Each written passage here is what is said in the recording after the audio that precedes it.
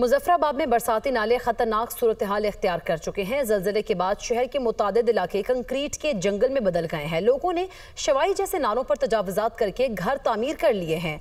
नालों के बायस सड़कें तबाह हो रही हैं और पैदल चलना भी दुश्वार हो गया है। मज़ीद तफसीलात बता रहे हैं दुनिया न्यूज़ के नुमाइंदा मोहम्मद इकबाल।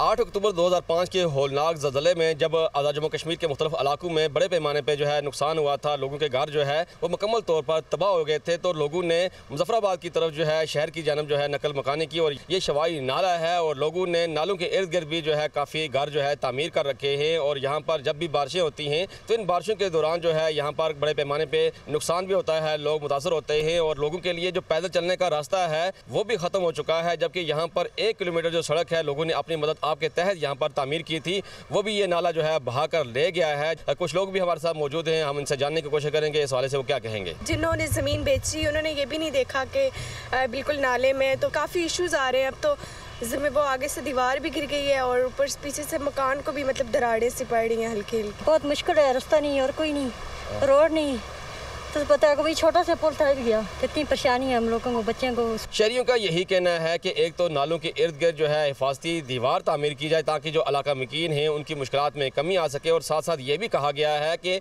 ये जो नदी नाले हैं खासकर इन नालों के अंदर जो तामीरात की जाती हैं इन तामीरात को जो है रोका जाए ताकि किसी भी बड़े नुकसान से जो है बचा जा सके।